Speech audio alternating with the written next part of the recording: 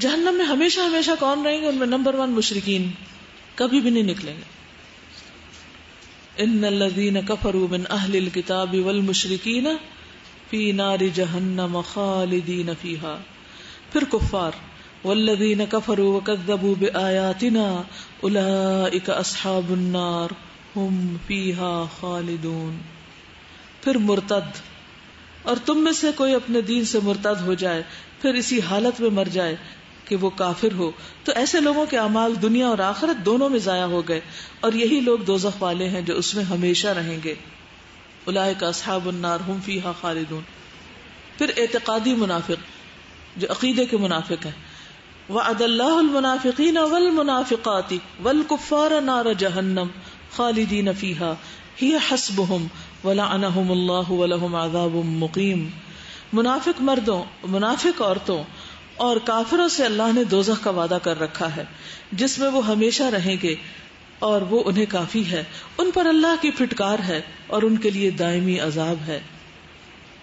پھر اہل کتاب جو نبی صلی اللہ علیہ وسلم پر ایمان نہیں لائے، نبی صلی اللہ علیہ وسلم نے فرمایا قسم اس ذات کی جس کے قبضے میں محمد صلی اللہ علیہ وسلم کی جان ہے، اس امت کا کوئی بھی یہودی اور نصرانی جو میرے بارے میں سنے پھر جس کے ساتھ میں بھیجا گیا ہوں وہ اس پر ایمان نہ لائے تو اس کا ٹھکانہ جہنم والوں میں سے ہوگا. باقی چاہے سب چیزوں کو مان رہا ہو لیکن اگر حضور صلی اللہ علیہ وسلم کو نہ مانے تو اس کا یہ انجام ہوگا. پھر نامعلوم مدت کے لیے جہنم میں جانے والے، ابھی اتنی کیٹیگریز ہوگی. پہلی کون سی ہے؟ For ever and ever and ever, جو نکلیں گے ہی نہیں، مشرکین، کفار اور وہ لوگ جو حضور صلی اللہ علیہ وسلم کی رسالت کو نہیں مانتے. دوسرے ہیں جو جائیں گے لیکن کچھ عرصے کے بعد نکال لیے جائیں گے. کتنے عرصے بعد یہ نہیں پتا. اب مثلا اس وقت آپ سب تھک چکے ہیں، گرمی بھی ہے، تو اس انتظار میں کہ بس ابھی نکلیں گے باہر تھوڑا سا فریش ایئر میں، تھوڑی سانس آئے گی، تھوڑا آرام کریں گے. لیکن وہاں تو کوئی آرام نہیں، کوئی فریش ایئر نہیں، کچھ بھی نہیں. اور یہ بھی نہیں پتا کس دن بلاوا آتا ہے، کس دن شفاعت ہوتی ہے. وہ کون ہے؟ نمبر 1 نماز نہ پڑھنے والے. ما سلککم فی سقر قالوا لم نک من المصلین ولم نک نطعم المسکین. اور مسکین کو کھانا نہ کھلانے والے. آپ کو میں نے جو کہا ہے نا کہ یہ جو رمضان پیکج ہے اس میں آپ سب نے حصہ لینا، چاہے 1 روپے سے لیں، کیونکہ نبی صلی اللہ علیہ وسلم نے فرمایا آگ سے بچو خواہ کھجور کا ٹکڑا دے کر کیوں نہ. کیونکہ آج وہ لوگ پیاس کے مارے، بھوک کے مارے تڑپتے ہیں اور ہمارے پاس بہت کچھ ہے اور ہم اس میں سے کچھ بھی اسپیئر نہیں کرتے، سوچتے نہیں نا، پلان نہیں کرتے. ولا یحض علی طعام المسکین، مسکین کو کھانا کھلانے کی ترغیب نہیں دیتے، دوسروں کو احساس نہیں دیتے. وجہ یہ اتنی سخت کیوں کہا گیا فویل للمصلین الذین هم عن صلاتهم ساہون، اور اس سے پہلے ارأیت الذی یکذب بالدین فذلک الذی یدعو الیتیم ولا یحض علی طعام المسکین. میں ہمیشہ سوچتی ہوں کہ یہ نہیں کہا کہ وہ مسکین کو کھانا نہیں کھلاتے، کہا وہ مسکین کو کھانا کھلانے کی ترغیب نہیں دیتے. کیونکہ جس کا اپنا پیٹ بھرا ہوتا ہے نا اس کو بھوکے کا خیال نہیں آتا. تو اس لیے جن کے پیٹ بھرے ہوئے نا وہ مسکینوں کے لیے سوچیں اور ان کے لیے کوشش کریں، بھاگ دوڑ کریں. تو یہاں جہنم میں جانے والے جو نامعلوم مدت کے لیے جائیں گے وہ کون ہوں گے؟ جو نماز نہ پڑھے، جو مسکین کو کھانا نہ کھلائے. وَكُنَّا نَخُوضُ مَعَ الْخَائِضِينَ، اور بےہودہ شکوک و شبہات پیدا کرنے والوں کے ساتھ ہم بھی لگے رہتے تھے. یعنی دین میں شک و شبہ پیدا کرنا اور بحث مباحثے کرنا اور خواہ مخواہ کی باتیں. پھر ان مردوں کے لیے جو پہلی صفوں سے پیچھے ہی رہتے رہے، نبی صلی اللہ علیہ وسلم نے فرمایا لا یزال قوم یتأخرون عن الصف الاول حتی یؤخرهم اللہ فی النار. جو لوگ صف اول سے پیچھے رہتے ہیں اللہ انہیں جہنم میں پیچھے کر دے گا، یعنی کہ پیچھے کرتے کرتے وہاں جہنم کے گڑھے میں پھینک دے گا. یؤخرهم اللہ فی النار. مکمل وضو نہ کرنے والے، کیئر لیس قسم کا وضو کرنا، ایڑیاں خشک رکھنا. نبی صلی اللہ علیہ وسلم نے فرمایا خشک ایڑیوں کے لیے آگ کا عذاب ہے. پھر زکوٰۃ ادا نہ کرنے والے. نبی صلی اللہ علیہ وسلم کی اہلیہ حضرت عائشہ سے روایت ہے کہ ایک دن رسول اللہ صلی اللہ علیہ وسلم میرے پاس تشریف لائے. آپ نے میرے ہاتھوں میں چاندی کی موٹی موٹی انگوٹھیاں دیکھی. آپ نے پوچھا عائشہ یہ کیا ہے؟ میں نے عرض کیا یا رسول اللہ صلی اللہ علیہ وسلم یہ میں نے اس لیے بنوائی ہیں تاکہ آپ کی خاطر زیب و زینت اختیار کروں. فرمایا کیا تم اس کی زکوٰۃ ادا کرتی ہو؟ میں نے کہا نہیں، یا اسی طرح کی کوئی بات کہی. آپ نے فرمایا تمہیں جہنم میں لے جانے کے لیے یہی کافی ہے. نبی صلی اللہ علیہ وسلم پر جھوٹ باندھنے والے. رسول اللہ صلی اللہ علیہ وسلم نے فرمایا جس نے جان بوجھ کر میری طرف کوئی جھوٹی بات منسوب کی اس نے اپنا ٹھکانہ جہنم میں بنا لیا. جھوٹی بات منسوب کرنے کا مطلب یہ ہے کہ کسی عام بات کو حدیث بنا کے پیش کرنا. جھوٹی قسم کھانے والا. نبی صلی اللہ علیہ وسلم نے فرمایا جس شخص کو مہلت دے کر قسم لی جائے اور وہ جھوٹی قسم کھائے اسے چاہیے کہ اس کی وجہ سے اپنا ٹھکانہ جہنم میں بنا لے. مومن پر الزام لگانے والا.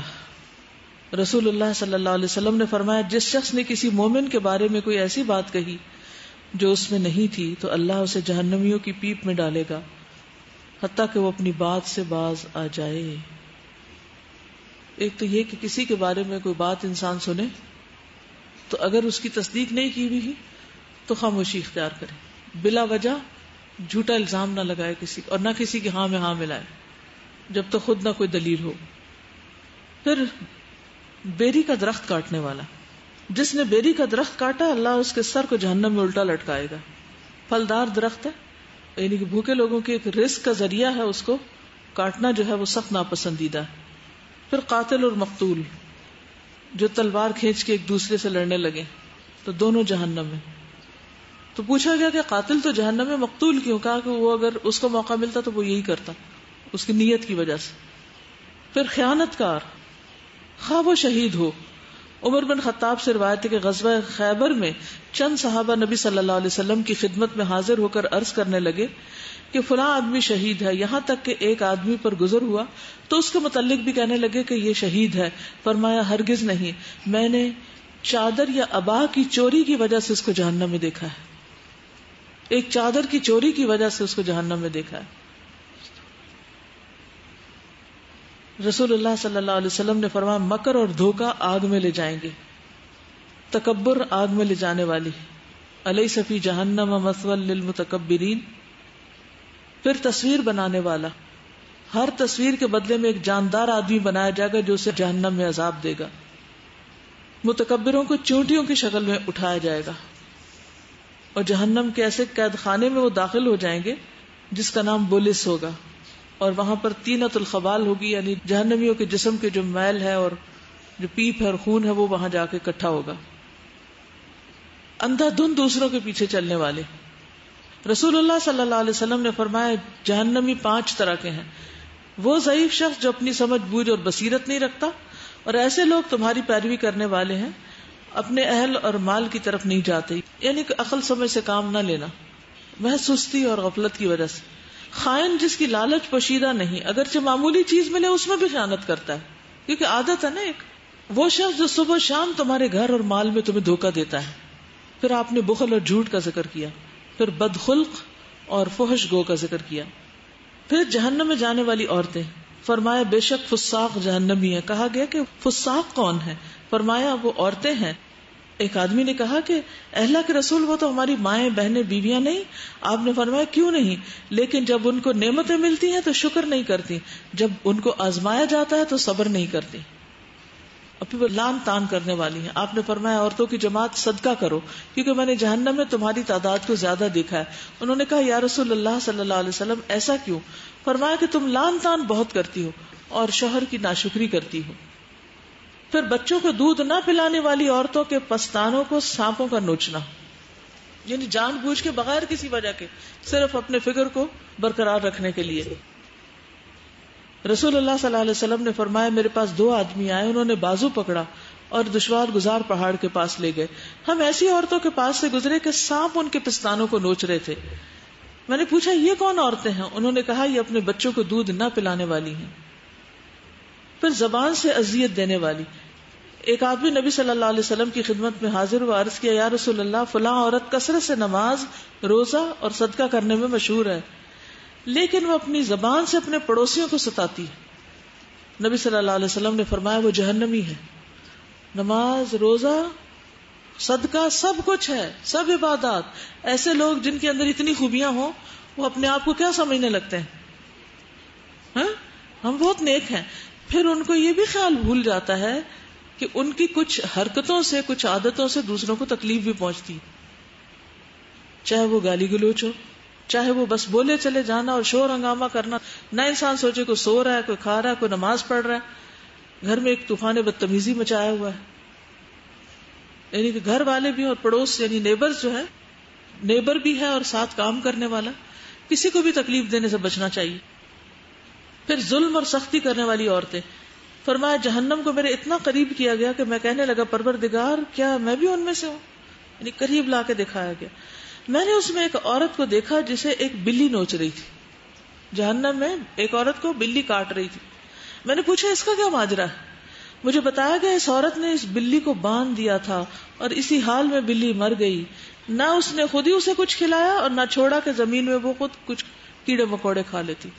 تو خدا کے لیے یا تو پیٹس رکھے نا، نکال دیں گھر سے، یا پھر حد درجہ ان کی ضروریات کا خیال کریں، ورنہ ان کی بددعائیں جو ہیں وہ نقصان دیں گی. پھر شرم و حیا سے عاری عورتیں. رسول اللہ صلی اللہ علیہ وسلم نے فرمایا دوزخ والوں کی دو قسمیں جو میں نے نہیں دیکھا. ایک تو ان لوگوں کی ہے جن کے پاس بیلوں کی دموں کی طرح کوڑے ہیں جن سے وہ لوگوں کو مارتے ہیں. دوسری قسم ان عورتوں کی ہے جو لباس پہننے کے باوجود ننگی ہیں. پھر کہوں گی لباس پہننے کے باوجود ننگی ہیں. پچھلے دنوں بھی میں نے یہ کہا تھا کہ ایک دوسرے کو اپنا لباس دکھائیں. اب بھی میں نے خود آج صبح بھی ایک بچی کو چلتے ہوئے دیکھا جس کا چاک یہاں تک تھے، پوری ٹانگ کا اوپر کے حصے کی شیپ اور سی تھرو بھی سب نظر آ رہا تھا، اور بغیر گاؤن کے وہ چل رہی تھی. اور میرا دل دہل رہا تھا دیکھ دیکھ کے کہ اتنا کچھ جان کے یا تو میرے خیال ہے ایسے لوگ کلاس میں حاضر ہی نہیں ہوتے، یا آتے نہیں ہیں، یا آتے ہیں تو سنتے کچھ نہیں. ورنہ یہ کیسے ہو سکتا ہے کہ ایک مومن عورت جب یہ سن لے کہ لباس پہن کے ننگا رہنے والی عورتیں ان کی یہ شامت ہے تو پھر بھی وہ ننگی رہے؟ پھر نہیں ہو سکتا. پھر وہ ضرور اپنے اندر تبدیلی پیدا کرے گی. بہکانے والی اور خود بھی بہکی ہوئی، ان عورتوں کے سر بختی اونٹوں کی طرح ایک طرف جھکے ہوئے. وہ عورتیں جنت میں داخل نہ ہوں گی اور نہ ہی جنت کی خوشبو پا سکیں گی. جنت کی خوشبو اتنی مسافت سے محسوس کی جا سکتی ہے. تو ہم سب کو پھر اپنے طرز عمل پر غور کرنا ہے کہ کوئی ایسی چیز تو نہیں ہمارے عمل میں کہ جو ہمارے نماز روزے صدقے کو بھی برباد کر دے. اس بات کا خوف کریں، اس بات کی فکر کریں اور اپنی غلطیاں تلاش کریں، ان پہ معافی مانگیں اور ان کی اصلاح کریں. پڑھ کر سن کر ان پڑھ لوگوں کی طرح نہ رہ جائیں. یہ اسی صورت میں ہو سکتا ہے جب پھر انسان کا ایمان ہی نہ ہو ان باتوں پہ، اور انسان یہ سوچے کہ یہ بس من گھڑت کہانیاں ہیں، قصے ہیں. دیکھیں یہ ہم میں سے ہر ایک کا امتحان ہے کہ ہم اپنے دل کو ان چیزوں پہ مناتے ہیں یا نہیں جو اللہ کا حکم ہے، یا پھر ان چیزوں کو چھوڑتے ہیں یا نہیں جو اللہ کو ناپسند ہے. پھر بات وہی ہے نا، اگر اللہ سے محبت ہے کیسے ممکن ہے کہ پھر انسان وہ ڈریس پہنے جو اللہ کو پسند ہی نہ ہو؟ پھر سوچنا چاہیے نا کیا محبت ہے. آج کل ہم لوگوں کے کپڑے اتنے پتلے ہوتے ہیں، تو اس کے لیے میرے پاس ایک ٹپ ہے. میں نے یہ شروع کیا کہ میں نے ایک لان کے پجامے بنائے ہوئے ہیں جو میں سب کپڑوں کے نیچے پہن لیتی ہوں، اور پھر ہماری ٹانگیں نظر نہیں آتی. آج کل چاہے ونٹر کے کپڑے ہوں کہ سمر کے ہوں، وہ اتنے باریک ہوتے ہیں کہ ان میں سے ٹانگیں ضرور نظر آتی ہیں. کچھ چیزیں تو ایسی ہیں کہ جو ایک ڈریس کے مٹیریل سے متعلق ہیں، لیکن بعض اوقات مٹیریل بھی ٹھیک ہوتا ہے مگر سلائی ٹھیک نہیں ہوتی. اس پر ریسنٹلی میں نے غور کرنا شروع کیا. ٹائٹ ہونا تو ایک الگ بات ہے، لیکن جو کٹس ہیں، چاہے گلے کا کٹ ہو چاہے چاک ہو سائڈز کے، وہ ٹھیک نہیں ہے. اسے بھی پہن کے انسان ننگا ہو رہا ہوتا ہے. مثلاً بہت سے لوگ گاؤن بھی پہن لیتے ہیں، لیکن میری سمجھ میں کبھی نہیں آیا کہ وہ گاؤن کی اتنی کھلی بازو کیوں رکھتے ہیں، کیونکہ اس میں تو کوئی پردہ نہیں ہوتا. جو ہی آپ اٹھاتے ہیں ہاتھ، اور ہوتا بھی ریشمی ہے گاؤن، کاٹن بھی ہو تب بھی اٹھے گا. ریشمی گاؤن ہے، جب آپ گاڑی میں بیٹھنے لگیں گے، کوئی چیز اٹھانے لگیں گے، ڈرائیور بھی سامنے کھڑا ہے اور بھی جو ہی اٹھائیں گے تو یہ ساری بازو یہاں سے ننگی ہوئے گی. آپ خود غور کیجئے کہ آپ کا کتنا حصہ ننگا ہوتا ہے. کیا یہ حصہ دکھا سکتے ہیں مردوں کو؟ اجازت ہے ہمیں؟ نہیں ہے نا. پھر کیوں دکھاتے ہیں؟ کیوں دکھاتے ہیں؟ ہاتھوں کی حد تک تو رخصت ہے، لیکن اس ایریے کی کوئی رخصت نہیں. بازو کے گاؤن کے بازو اتنے ٹائٹ کر لیتے جیسے قمیض پہنی ہوئی ہو، اس سے بھی پورا سائز نظر آ رہا ہوتا ہے. کیا واقعی اگر ہم تھوڑا سا اس کو صحیح طریقے کا پہن لیں گے تو لوگوں کی نظروں سے گر جائیں گے؟ سوچنے کی بات ہے نا. گر جائیں گے. کیا ہو جائے گا اگر ہم صحیح ڈریس پہنیں گے؟ پھر کیا ہوگا؟ پھر بعض اوقات چلیں معقول حد تک کھلے ہوتے ہیں یا کوئی اس کے اوپر اتنی بھاری کوئی چیز لگا لیتے ہیں کہ وہ لازماً بازو ایسا کریں گے تو پیچھے آئے گا ہی آئے گا, وہ ٹک کے نہیں رہتا آگے, اللہ کہ وہ اس طرح بند کیا ہوا ہو. ان ساری چیزوں پر اللہ نے آپ کو عقل دی, خود بھی غور کریں, خود بھی دیکھیں. پھر اسکارف پہنیں گے تو کچھ حصہ بالوں کا ضرور ننگا دکھانے کو چھوڑ دیں گے. وہ کیوں چھوڑتے ہیں ہم, کس کے لیے, وائے؟ اس سے کوئی بندہ تو خوش ہوگا کہ نہیں, اللہ ضرور ناراض ہوگا کہ اللہ نے بال دکھانے کو منع کیا ہے, یعنی کہ اس سے پسند نہیں کیا. کیا ہماری جگہ کوئی اور حساب دے گا؟ کیا اللہ نے ہم کو عقل کوئی نہیں دی کہ ہم شیشے کے سامنے کھڑے ہو کے دیکھ سکیں کہاں کیا مشکل ہے؟ یا اگر ٹھیک ہے ہمیں خود شیشے میں بھی نظر نہیں آ رہا تو کوئی اور ہمارا دوست یا عزیز ہمیں بتا دے کہ بھئی تمہاری یہ ڈریس یہاں سے ٹھیک نہیں ہے, اس کو ٹھیک کر لو. اور جب وہ بتا رہا ہو تو ہم ذرا سن بھی لیں, قبول کر لیں اس کو. وجہ صرف یہی ہے کہ ہمارا دل نہیں مانتا. یقین مانے, جس دن یہ دل مان گیا نا اس دن لوگوں نے بھی مان جانا ہے. اب یہ ہرڈل اپنے اندر ہے, کیونکہ اقبال نے بھی کہا تھا نا, جو ہو ذوق یقین پیدا تو کٹ جاتی ہیں زنجیریں. سارے سیدھے ہو جائیں گے اگر ہمارے اندر یقین پیدا ہو گیا. ہم لوگوں کی خوشی اور لوگوں کی خاطر اللہ کو ناراض کرتے رہتے ہیں, لیکن یاد رکھیے وہی لوگ آپ کو ذلیل کر کے چھوڑیں گے جن کی محبت میں آپ اللہ کو ناراض کرتے ہیں. یہ لکھ لیجئے میرا جملہ, اور اگر زندگی میں ایسا نہ ہو تو آپ آ کے مجھے بتائیے. جن لوگوں کی محبت میں آپ اللہ کو ناراض کرتے ہیں وہ آپ کو ضرور توڑیں گے, وہ ذلیل کریں گے آپ کو, وہ دنیا میں آپ سے بے وفائی کریں گے, کیونکہ اللہ کا قاعدہ ہے. تو پھر نہ ادھر کے رہے نہ ادھر کے رہے, پھر کیا کمایا ہم نے, کیا آیا ہمارے ہاتھ میں؟ پھر ایک طرف ہو جائے نا. بعض اوقات یہ بھی خیال آتا ہے نا کہ اعمال تو دیکھنے میں چھوٹے چھوٹے لگ رہے ہیں, بڑے معصوم بعض اوقات لگتے ہیں, اتنی بڑی سزا کیوں؟ اس میں دو چیزیں ہیں. ایک تو یہ کہ ہم سب اللہ کی مخلوق ہے, جس کے ساتھ جو چاہے معاملہ کرے, کچھ نہیں کر سکتے ہم, وہ جو چاہے فیصلہ کرے. دوسری بات یہ ہے کہ ہمارا عمل جو بظاہر چھوٹا لگتا ہے نا, وہ حقیقت میں چھوٹا نہیں ہوتا. بعض اوقات نسلیں اس کو بھگتتی ہیں ہماری غلطیوں کو. مثلا کسی شخص نے ایک عورت پہ جھوٹا الزام لگا دیا کہ یہ بری عورت ہے, اور اس کے شوہر کو بتا دیا. شوہر نے اس کو طلاق دے دی. اس طلاق یافتہ عورت کے 3 چھوٹے چھوٹے بچے ہیں, وہ گھر سے باہر نکلی ہے. یہ بچے نفسیاتی مریض بنے ہیں, وہ عورت خود غلط راستے پہ پڑ گئی ہے, حرام طریقوں سے مال کما کے بچوں کو حرام کھلا رہی ہے. وہ بچے بڑے ہو کر بگڑتے ہیں, پھر آگے وہ بگڑے ہوئے بچے مزید لوگوں کسی کے ظلم چوری ڈاکہ ڈالتے ہیں. آپ کا کیا خیال ہے, یہ الزام لگانا ایک چھوٹی سی بات تھی؟ چھوٹی بات تھی؟ اثرات دیکھ رہے ہیں آپ. یہ تو ایک معمولی سی میں نے آپ کو ایک جھلک دکھائی ہے کہ ایک غلط قدم, ایک غلط بات, ایک غلط ایکشن جو دیکھنے میں بڑا معصوم اور چھوٹا سا نظر آتا ہے, وہ اپنے پیچھے ایک دنیا رکھتا ہے. جیسے کمپیوٹر کی اسکرین پہ آپ کو مثلاً اے لکھا ہوا نظر آتا ہے, تو آپ کا کیا خیال ہے, اس کے پیچھے پروگرامنگ بھی بس ایسی ایک لکیر کی ہوتی ہے. پیچھے کا اسکرپٹ جو ہوتا ہے یا اس کے جو اثرات ہوتے ہیں کہاں کہاں تک جاتے ہیں. تو گناہ کوئی بھی چھوٹا نہیں ہے. اب آپ کہیں گے کہ نہیں, کچھ گناہ ایسے جن کا کسی کو بھی نہیں پتا, صرف ہمیں خود پتا ہے. اب آپ دیکھیں, چلیں وہ الزام لگانا اور بہتان لگانا تو دور کی بات. اب اگر کسی نے مثلاً کوئی ایسی حرکت کی ہے جس کا کسی کو بھی نہیں پتا, کیا اس کے اپنے ضمیر پہ بوجھ نہیں پڑتا؟ پڑتا ہے نا. جب ضمیر پہ بوجھ پڑتا تو اور کام خراب نہیں ہوتے, نماز میں پھر دل لگتا نہیں لگتا. جب نماز خراب ہوتی ہے تو کیا اس کے اثرات نہیں ہوتے ہماری زندگی پر؟ ہوتے ہیں. وہ ایک چین ریئیکشن چل پڑتا ہے. اسی لیے کہا گیا انا نحن نحیی الموتى ونکتب ما قدموا وآثارهم. جو وہ کر کے آگے بھیجتے ہیں, جو ان کے اثرات ہیں, سب ساتھ جاتے ہیں, وہ سب جمع ہوتے ہیں. تو کسی نے کہا تھا نا کہ اگر اللہ اپنی ساری مخلوق کو بھی جہنم میں پھینک دے تو کوئی اس کو ظالم نہیں کہہ سکتا, کیونکہ اس کی اپنی بنائی ہوئی چیز ہے, وہ جو چاہے کرے. لیکن وہ ایسا ظالم ہے نہیں کہ ایسا کرے گا. ہاں, اس نے صاف بتا دیا کہ اگر تم غلط کرو گے تو کرنی بھرنی ہوگی. اللہ تعالی ہم سب کو محفوظ رکھے.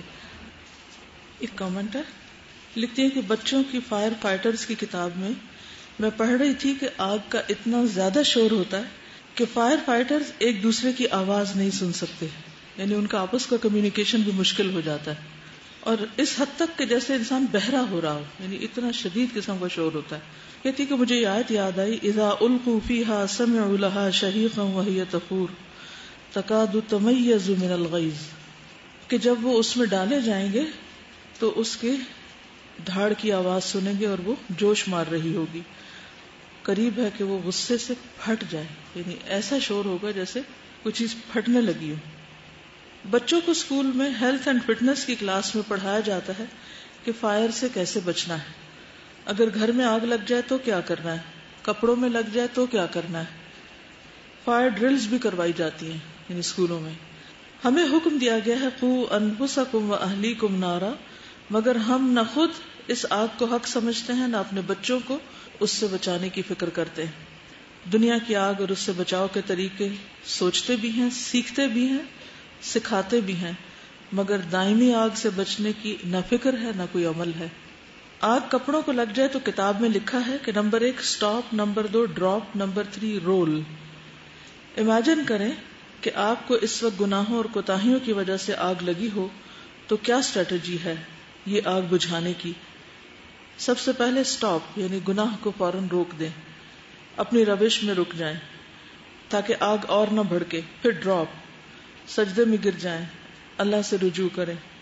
رول، پھر آگ بجھانے کے لیے زمین پر لوٹیں، یعنی پچھلی غلطیوں کو مٹانے کے لیے نیک عمل کریں، نیکیوں میں دوڑ لگائیں، اپنی آگ کو نیکیوں سے بجھائیں. اصل بات وہی ہے کہ اگر ہم اس کو والنار حق کو سمجھیں گے اور جن وجوہات کی بنا پر یہ آگ لگتی ہے اگر ان وجوہات کو دور کریں گے تو ہی بچ سکیں گے.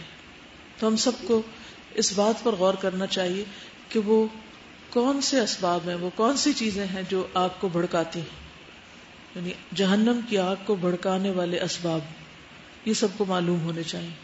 قرآن مجید کا جب مطالعہ کریں تو اس میں دیکھیں کہ کون کون سی چیزیں ایسی ہیں جن کا انجام آگ بتایا گیا ہے، اور پھر ان چیزوں کو مارک کر لیں اور ایک ایک کر کے ان کو اپنی زندگی سے نکال دیں. بھول کے بھی کبھی جیسے بہت گرم چائے ہو نا اور بے دھیانی میں پڑتے ہوئے اگر منہ میں ایسے ڈال لیں تو سمجھ نہیں آتی اندر لے جائیں باہر سپٹ کریں، کیونکہ ہوش بلا دیتی ہے. اتنی سی دیر کی گرمی جو ہے وہ اس سے سینسز جیسے جانے لگتی ہیں، یعنی انسان کو اتنی پڑ جاتی ہے اپنی. نے کہا کہ آپ نے کہا عورت کی تعداد جہنم میں زیادہ ہوگی. بائی دا وے میں نے نہیں کہا، یہ کس نے کہا ہے؟ نبی صلی اللہ علیہ وسلم نے. جس کی ایک وجہ آپ نے دی زبان کا غلط استعمال، یہ بھی میں نے نہیں دی. یہ بھی کس نے دیا وجہ؟ نبی صلی اللہ علیہ وسلم نے بتایا تھا، میں نے تو صرف ریوائز کرایا تھا. جہاں تک مجھے پتا ہے تو مرد لوگ زیادہ غلط الفاظ استعمال کرتے ہیں، گالی وغیرہ مرد دیتے ہیں، عورتیں کم دیتی ہیں جو اس زبان کا استعمال کرتی ہیں. پھر یہ وجہ کیسے؟ اگر آج کل کے مرد کو دیکھیں تو وہ بھی بہت سے ویسے کام شروع ہو گئے ہیں جو عورتوں کے ہیں، یعنی عورتوں کی مشابہت کرتے ہیں. وہ لوگ اپنی عورتوں سے خوش بھی نہیں ہوتے. اس کا یہ مطلب نہیں کہ مرد جو ہیں وہ سارے جنت میں چلے جائیں گے، ٹھیک ہے. جو برا کرے گا وہ اپنے برائی کی سزا پائے گا. اگر وہ عورتوں جیسے کام کرنے لگ گئے تو عورتوں کے پیچھے جائیں گے. اونچی پونی کا بھی بتا دیں، واضح کر دیں کیا یہ بھی جوڑے میں آتا ہے. دیکھیں حدیث میں جوڑے کا لفظ نہیں ہے. لفظ کیا ہے؟ کوہان کی طرح بال. تو آپ اس کو ادھر سے پکڑیں ادھر سے پکڑیں، گول کریں سیدھا کریں. اصل چیز ہے کہ سر کے اوپر ایک اور چیز ابھری ہوئی نظر آنا منع ہے، ٹھیک ہے نا. کسی نے لکھا تھا سورج چاند تو ہر وقت اللہ کی فرما برداری کر رہے ہیں، ان کو کیوں جہنم میں ڈالا جائے گا؟ ان کی نافرمانی کی وجہ سے نہیں، لوگ ان کو پوجتے ہیں تو لوگوں کو سزا دینے کے لیے، ٹھیک ہے. یعنی لوگ چونکہ ان کی عبادت کرتے ہیں تو جو ان کے معبود ہوں گے وہ بھی ان کے ساتھ وہاں ذلیل ہو کے نظر آئیں گے ان کو. اور ویسے بھی ظاہر ہے کہ اس سے اور زیادہ ہیٹ بھی بڑھے گی. اچھا، مختلف اوقات میں مختلف لوگ مجھ سے نوٹس کے بارے میں بات کرتے رہے ہیں. اس میں نے یہ سوچا کہ جو کتابیں آلریڈی چھپی ہوئی ہیں بہتر ہے کہ اگر آپ ان سے استفادہ کر لیں، اور اس میں قریب ترین مواد جن کتابوں میں موجود ہے جو آپ کو بتایا گیا ہے وہ میں چند ایک کے نام آپ کو بتا دیتی ہوں. آپ کہیں سے بھی لے سکتے ہیں، انشاءاللہ اسٹال پر بھی پرووائڈ کر دی جائیں گی. اس میں ایک تو انسان اور فرشتے ہیں. فرشتوں سے متعلق مواد کے بارے میں آپ کافی کیوریس تھے اور مانگ رہے تھے بار بار. تو اس میں فرشتے کب پیدا کیے گئے اور کس چیز کے بنے ہوئے ہیں، اور پھر ان کی مختلف صفات اور ان کی پیدائش کا مقصد، اور پھر بڑے بڑے فرشتوں کی ذمہ داریاں، اور اس کے علاوہ جہنم کے فرشتے، جنت کے فرشتے، عرش کو اٹھانے والے فرشتے، فرشتوں کے ساتھ جو تعلقات ہیں ان کی نوعیت، کہ کس طرح وہ خوشخبری لانے والے اور عذاب لانے والے بھی ہوتے ہیں. اہل ایمان ان سے محبت کرتے ہیں. اور مختلف چیزیں جو آپ کو اس میں بتائی گئی تھی وہ کافی تفصیلات، اور اچھی بات یہ ہے کہ جو کچھ اس میں ہے وہ صحیح مستند احادیث سے لیا گیا، ورنہ عموماً بہت ساری کتابیں ایسی ہوتی کہ جن میں معلومات معتبر نہیں ہوتی، چونکہ ایمان سے متعلق چیزیں ہیں تو اس لیے اس میں ہم ویک احادیث اور سنی سنائی باتوں کو شامل نہیں کر سکتے. ٹھیک ہے، تو جو لوگ بھی فرشتوں سے متعلق مواد کے بارے میں بہت شوق رکھتے تھے وہ یہ کتاب لے لیں، انسان اور فرشتے. اب سے ہم یہ کر رہے ہیں کہ جتنی بھی نیو ارائیولز ہوں، جو بھی کتابیں آئیں اسٹال پر ان کا باہر لگا بھی دیا جائے، ایک ریمائنڈر لگا دیا جائے، پوسٹر لگا دیا جائے تاکہ آپ لوگ بھولیں نہیں. پھر اسی طرح توحید کی کتاب جو ہے یہ بھی بہت اچھی ہے، اس میں بھی اللہ تعالیٰ کی وحدانیت سے متعلق جو باتیں کی گئی، خاص طور پر لا الہ الا اللہ سے متعلق، وہ اس میں موجود ہے. اسی طرح ایمان کی کتاب میں مختلف یعنی کہ بریفلی سارے چیزوں پر ایمان لانے کے بارے میں بتایا گیا ہے، اس کو بھی آپ دیکھ سکتے ہیں. پھر دجال اور علامات قیامت، تقریباً احادیث جو دجال پہ میں نے بتائی ہیں وہ اس میں موجود ہیں، اور اچھی کتاب ہے، اوتھینٹک. دجال اور علامات قیامت کی کتاب. پھر جادو جنات سے متعلق اور ان سے بچاؤ کے طریقے. بہت سے لوگ اس معاملے میں پریشان رہتے ہیں اور سمجھ نہیں آتی ان کو کہ کریں کیا. اس سیریز میں اور بھی کتابیں ہیں لیکن عقیدے سے متعلق جو چیزیں تھیں وہ آپ کے سامنے رکھ دی گئی ہیں، انشاءاللہ آپ کو مہیا کر دی جائیں گی. پھر یہ ہے کہ دجال کے فتنے سے بچنے کے لیے جو دعا تھی وہ بھی چھپوا دی گئی ہے. پھر صبح شام کے مسنون اذکار. حسن اخلاق کا بھی نیا ورژن آ گیا ہے، اس میں چند چیپٹرز نئے ہیں تو اس کو بھی آپ دیکھ سکتے ہیں. ایک اور اچھی کتاب ہے، یہ ہم نے فرسٹ بیچ میں اپنے اسٹوڈنٹس کو دی تھی، اس کے بعد شاید بیچ میں آتی رہی پھر ڈسکنٹینیو ہو گئی. یہ مقتدرہ قومی زبان کی چھپی ہوئی ہے کتاب، قرآن مجید کا عربی اردو لغت. بہت سے الفاظ کا معنی جو ہے وہ بہت عمدہ اوتھینٹک طریقے سے اچھی شستہ زبان میں دیا گیا ہے، الفاظ اور ان کے مصدر وغیرہ جو ہیں، یعنی بیسک جو ایک انفارمیشن ہے وہ اس میں موجود ہے. مثلا ثم کا انہوں نے معنی لکھا ہوا ہے، وہاں، وہیں، اس جگہ، اسم اشارہ ہے. ثم پھر حرف عطف ہے. ثمانیہ 8 اسم عدد ہے، مؤنث کے لیے آتا ہے. ثمانیہ 8 اسم عدد ہے، مذکر کے لیے آتا ہے. یعنی مختصر بھی ہے لیکن بہت اچھی کتاب ہے یہ بھی. آج کے لیے اتنا ہی کافی ہے. وآخر دعوانا ان الحمد للہ رب العالمین. سبحانک اللہم وبحمدک، اشہد ان لا الہ الا انت، استغفرک واتوب الیک. السلام علیکم ورحمۃ اللہ وبرکاتہ. السلام علیکم ورحمۃ اللہ وبرکاتہ. السلام علیکم ورحمۃ اللہ وبرکاتہ. السلام علیکم ورحمۃ اللہ وبرکاتہ.